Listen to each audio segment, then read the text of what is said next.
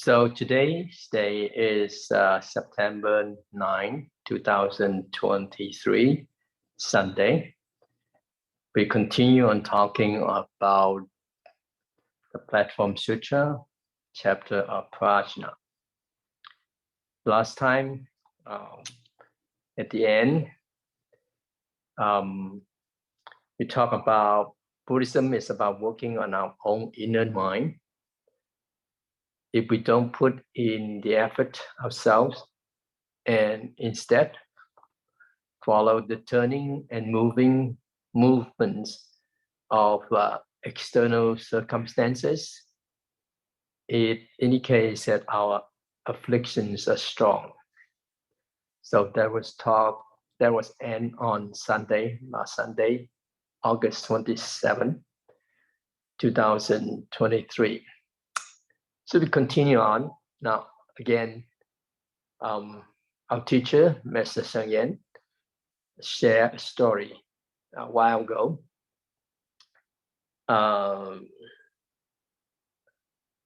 In the past, our temple, which is in Taiwan, has acquired a piece of land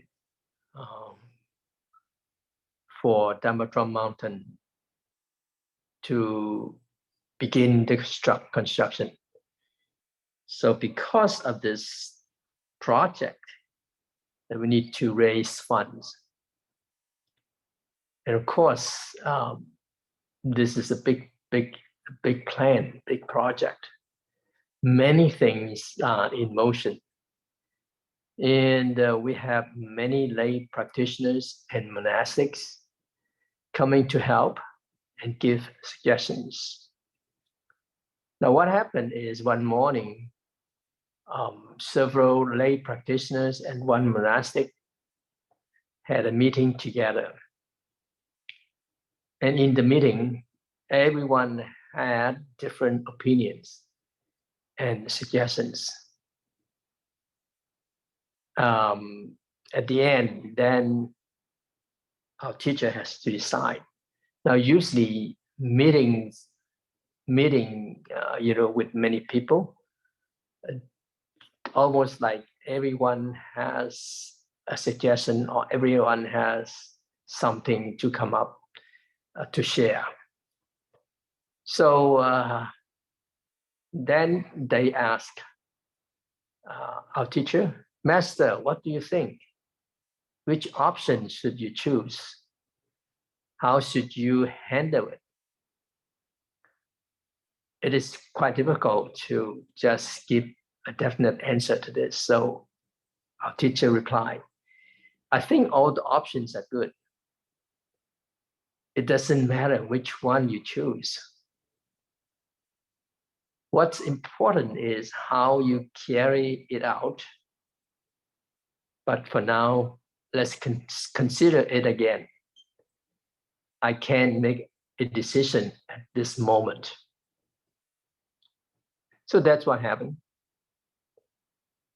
After the meeting, a lay practitioners came to our teacher with another suggestions. So he said, Master, I came across two lines in the book Gui Gu Zhi. The gist of it is, I listen when people speak, and I remain calm when people act. Do you understand what this means? It means that when others speak, I must listen. I should have keen ears and clear eyes, but I should express my expressions. I should listen to different viewpoints. Now, this is all right. This is what our teacher responds when somebody asks after the meeting. But he continued on saying that when others act, each person has their own direction and opinion. They act according to their own will, but I don't act. Upon hearing that, our teacher asked the lay practitioners, "Don't harm me. If everyone else is acting and I am not, if they move, should I also move? They will turn my Dharma drum mountain upside down, and I'm just sitting here calmly. Is that possible?" Well, what he meant here, the practitioner meant, was not that there is no action at all. It means being stable and steady. When all the opinions settle like dust, we can see which opinion is the best. And it will be evident that this opinion is practical. Now, during the meeting, everyone had limited time for deep thinking and careful consideration.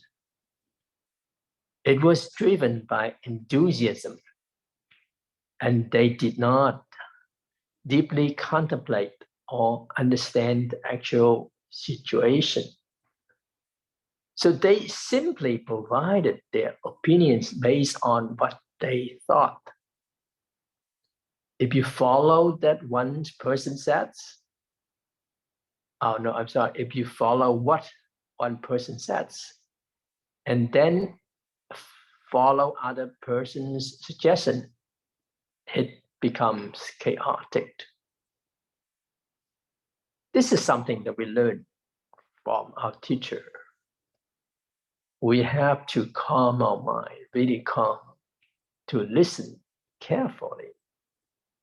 If we cannot decide at that time, we could just let it be settled and make decision later. So now coming back to the point, when afflictions do not manifest, it does not prove that they don't exist. Don't claim that you don't have afflictions yourself. It is almost impossible. If you truly have no afflictions, then you shouldn't be an ordinary person in this cycle of birth and death, whatever that we're living here now. Therefore, this means that it is not just about not expressing through language or external actions. Deep inside of ourselves is like a volcano.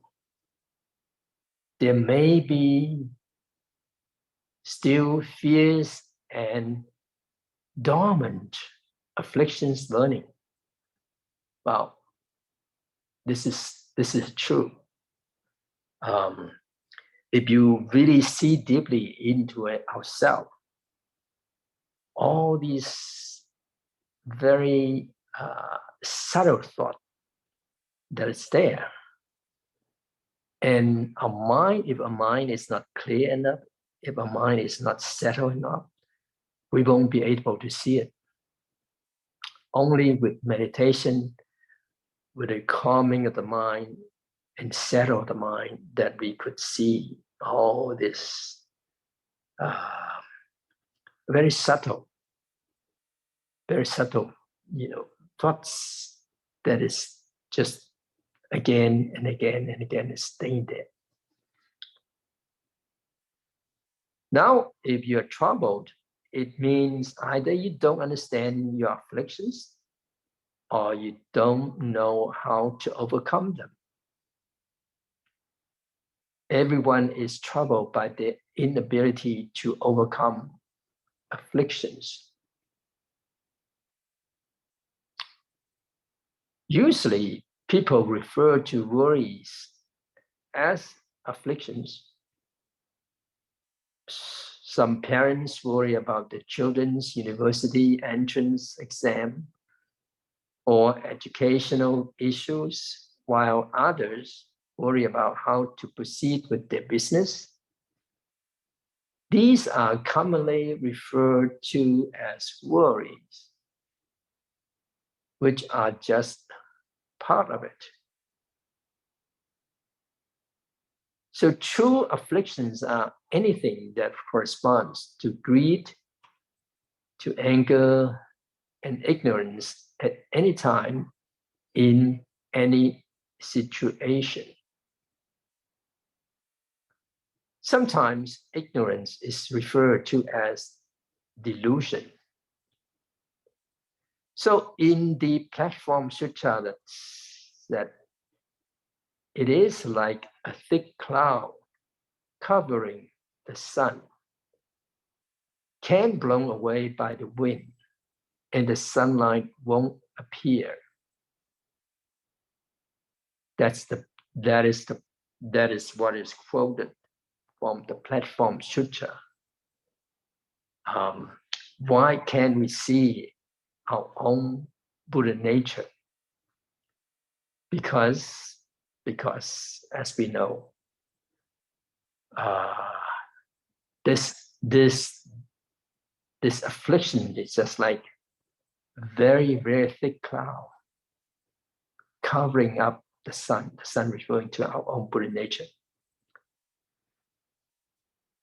So wrong views and afflictions act as obstacles to our pure and wise mind, much like a large cloud, dark cloud covering the sun. If the cloud is not blown away by a strong wind, the sun is not easily revealed.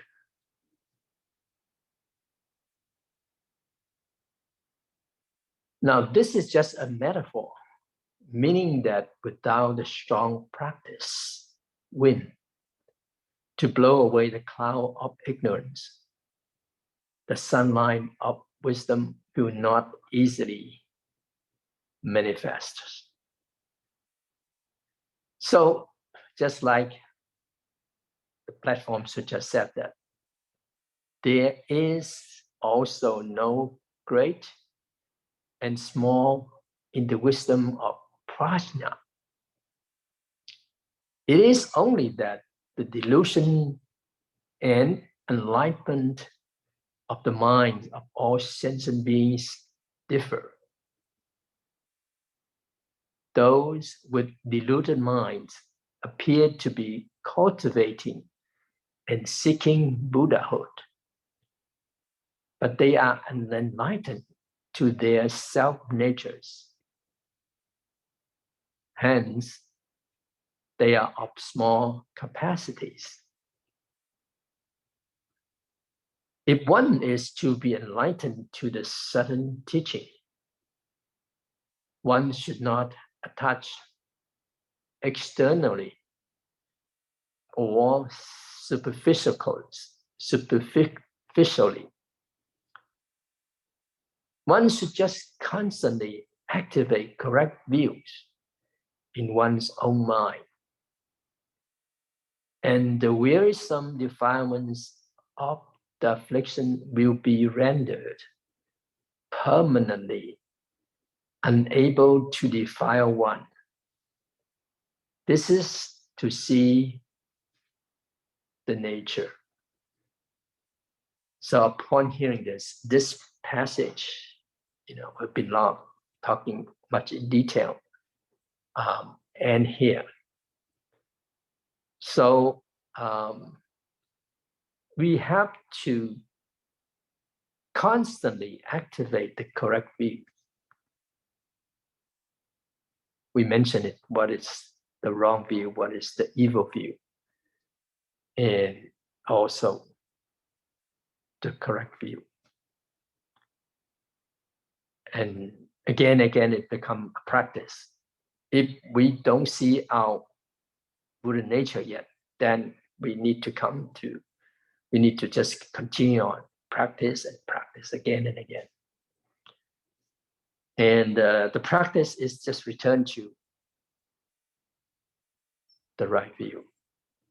You know, in our daily life, we are constantly not having the right view. So just come back to it. This becomes a practice. So now another paragraph. Virtuous friends are good friends.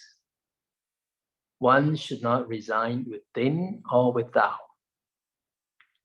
And one's going and coming should be autonomous.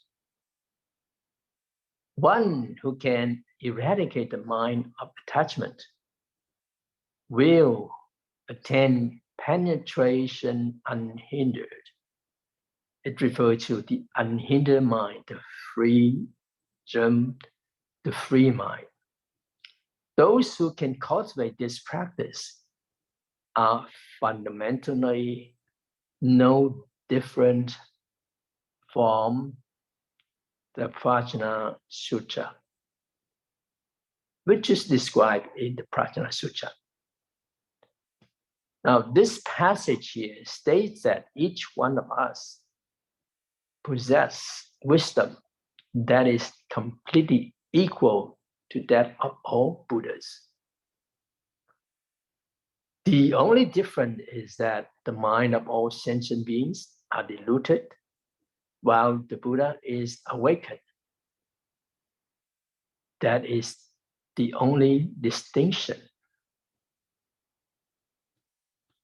This was what this passage is talking about. That is the only difference right here. Now, let's understand that this is from the standpoint of the Platform Sutra, this chapter of Prajna. If someone believes that there is a Buddha or wisdom outside of their deluded mind and seeks to attain it through the power of practice or by encountering a Buddha, it indicates that this person has not truly awakened. They are still deluded and have not realized their own true nature or inherent nature. Such individuals are considered to have shallow roots and weak virtuous roots.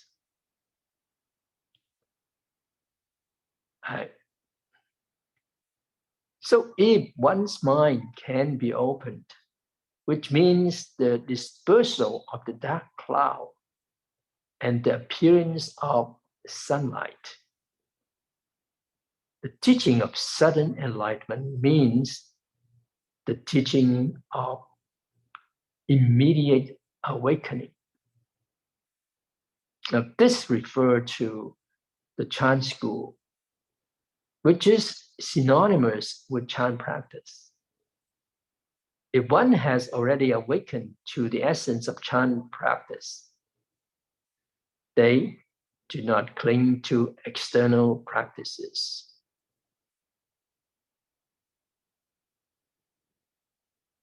Now, through our history, our ancestors of Chan school have always emphasized that there is no definite relationship between awakening and practice.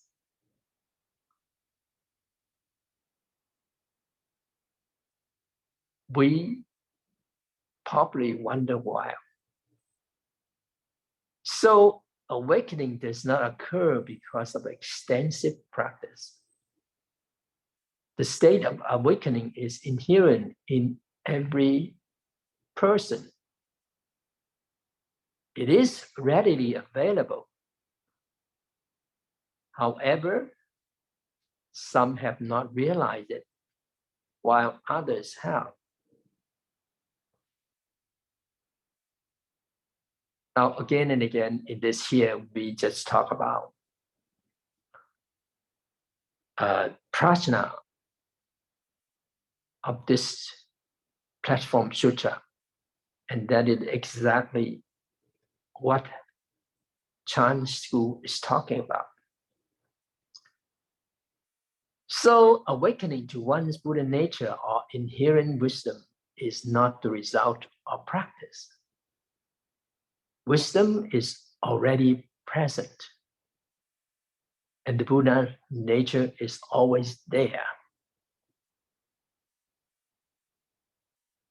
So awakening and the appearance of your Buddha nature do not come to you after practice. Your Buddha nature was always there,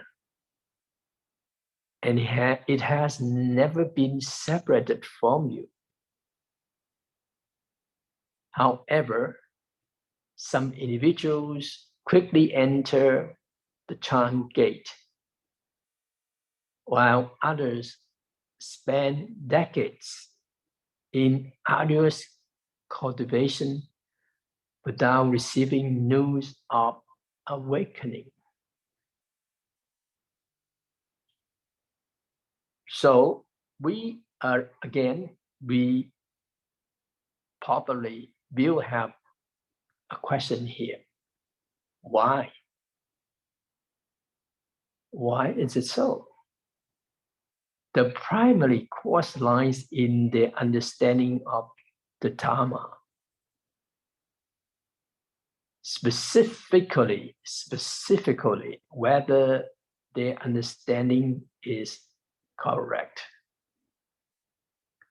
So the right view mentioned here means that if you can maintain or frequently recall the right view, you will quickly realize that you are very close to awakening. And you can even say that you have never left the state of awakening. Right view means being free from wrong views. We mentioned it earlier. When you reach the state of seeing the way, you sever wrong views and attain a right view. But does seeing the way involve discovering something strange happening in your body or mind? Is it? No. Otherwise, it would be confusion. The so-called right view or seeing the way often comes with just a few words that remind you, and suddenly your understanding becomes clear. That is called seeing the way. That is what happened with many of the Chan stories that we've read or we've heard. With a few words that the teacher said, then the student realize, the student come to a realization. So the most challenging aspect to break through in wrong views is the attachment to the body, known as self-view. Additionally, self-nature view is even more challenging to overcome, because when we enter the second dhyana, our attachment to the body diminishes. However, self-nature view remains deeply entrenched. The deeper our meditative practice and the more extensive our experiences become, the stronger our attachment to self-nature view. Therefore, truly speaking about seeing the way is not easy. It requires individuals with profound virtuous roots who frequently engage in hearing and contemplation, constantly reminding themselves not to fall into wrong views or self-nature views. Only then will they gradually see the stage of seeing the way.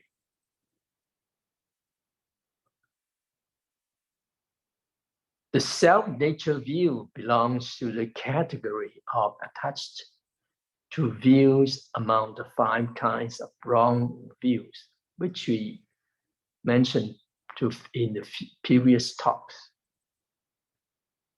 Now, the self-nature view itself has 3 aspects: religious, philosophical, and experiential. These 3 are forms of attached to views. If we can frequently recall the right view, then we are not far from the stage of seeing the way. There is a lay person who asks something like this: those who practice in seeking the Buddha, but they are unenlightened to their self-natures. Hence, they are of small capacity. And the question was, so are we still supposed to practice? This is interesting. And we have to be clear that we never said that we should not engage in practice. But what it means here is that we should not seek the Buddha nature outside of our own mind through practice. Practice, we still practice, but our viewpoint has to be correct. And if we are doing so, we are seeking the Buddha outside of our own mind. Then we move further away from the Buddha. Here referring to the Buddha nature, because the Buddha resides within our mind. If we do not engage in practice, the Buddha does not manifest. So, however, when we engage in practice, the Buddha or Buddha nature reveals itself. But if we practice solely for the purpose of seeking the Buddha nature, we may not find it. So that is the difference right here. If we practice with the purpose of seeking the Buddha nature outside, then we may not find it. The more we seek, the further we move away from the Buddha nature. Therefore, it is necessary to continue listening to the teachings. Otherwise, we won't know how to practice, and our concepts and right view won't develop, which is important. Important with the right view. Very important, because if we don't have the right view, we may just go further and further away from our own Buddha nature.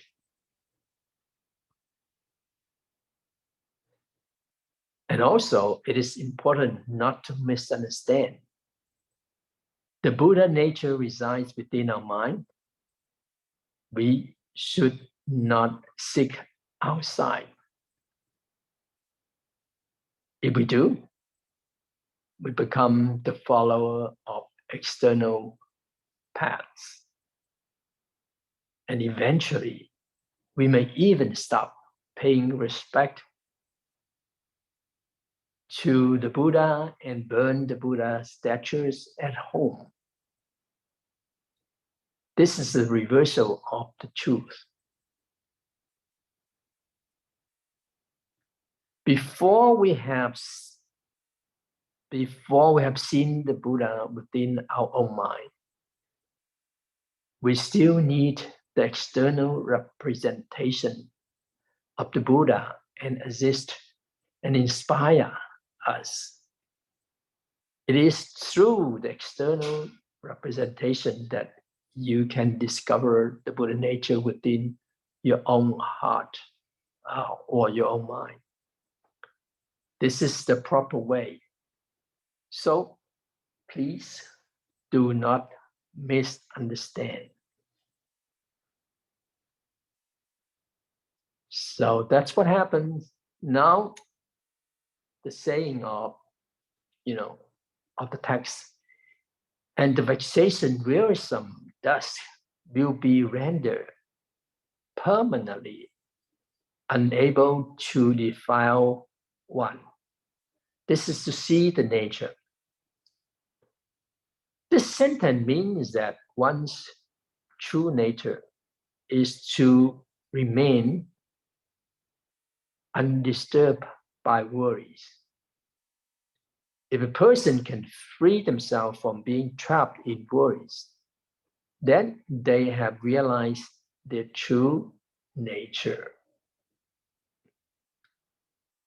This term nature referring to Buddha nature or Bodhi nature. In fact, Buddha nature and Bodhi nature have the same meaning. Bodhi means awakening, and Buddha means an enlightened person or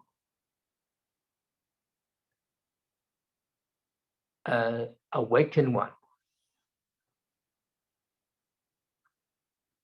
However, this nature is not the same as the worldly concept of individual personality or characteristics. Instead, it refers to the emptiness of not clinging to anything. Now, very important, not clinging to anything. Only then, when one does not even cling to emptiness, can they truly be called empty in nature. So here is that we constantly talk about this emptiness of everything, and then even to do not cling to emptiness by itself. If one were to cling to the concept of emptiness, they would be biased and still have something rather than emptiness. What is that something? That something is the emptiness itself. So you even have to let go of that something, of that emptiness.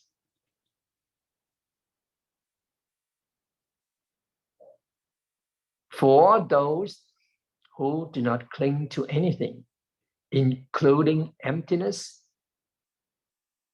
for them, life and death are equivalent to nirvana. And afflictions are equivalent to enlightenment.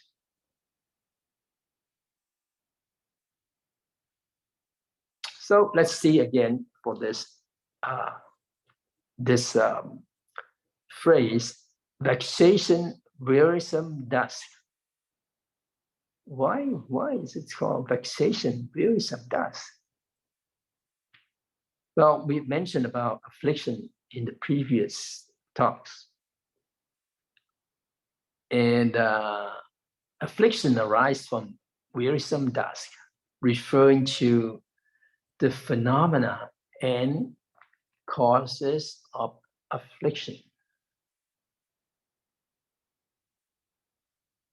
Now we have the 6 sense organs in the body and the 6 sense objects.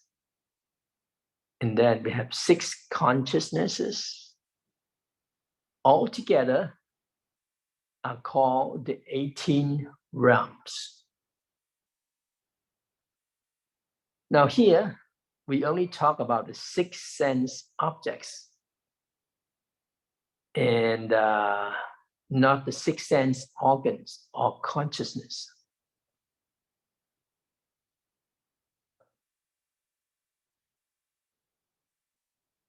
It is because our 6 sense organs are attracted and disturbed by the 6 sense objects. And our consciousness generates affliction through the contact with the 6 sense objects.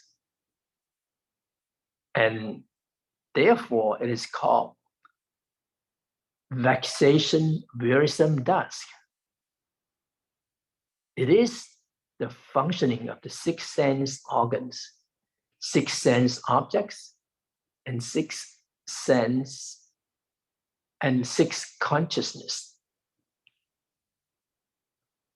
If we can see without being affected, hear without being contaminated, meaning that the states perceived by our eyes, our ears, are not affected by those states, then it is not considered wearisome dusk.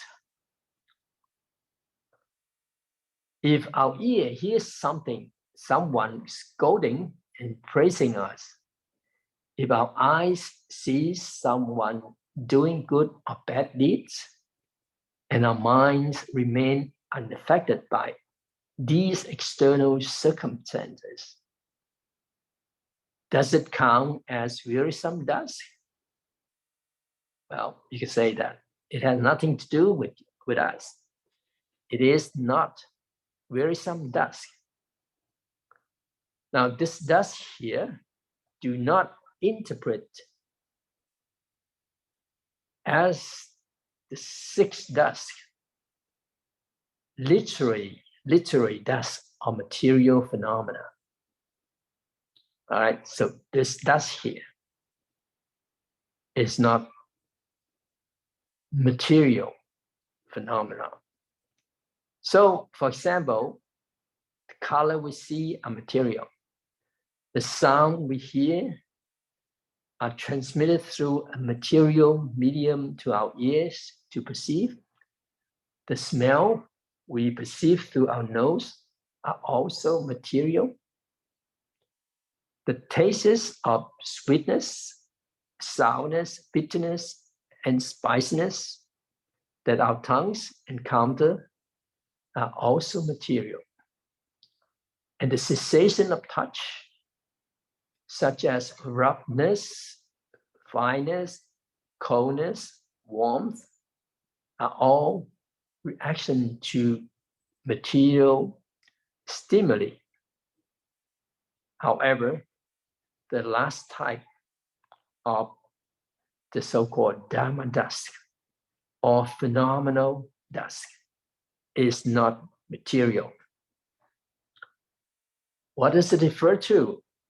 It referring to memories,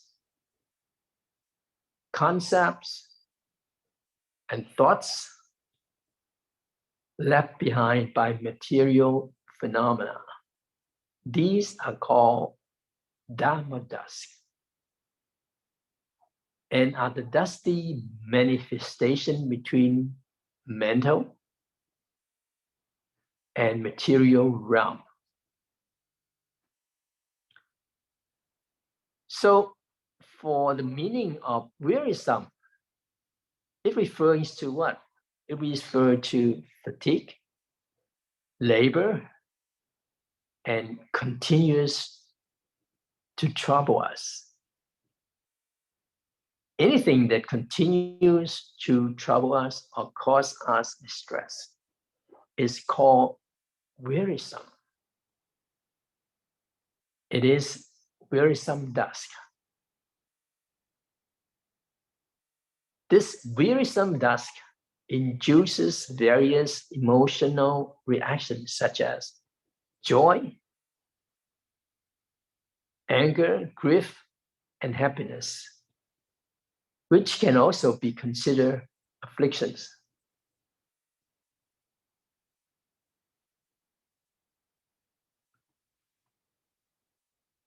Now, we could make use of this teaching here to see whatever we see. What is that the first thought that we see something we like or dislike or neutral right away? This is our feeling. And then our ears, whatever our ears hear, again, we will have this like, dislike, or don't feel anything. And the same thing with something that we feel from the touching feeling that we feel comfortable, softness, and rough, and things like that. And we could make use of this as a point of reflection on ourselves. And all these feeling within ourselves come very quickly, but we have to somehow catch it.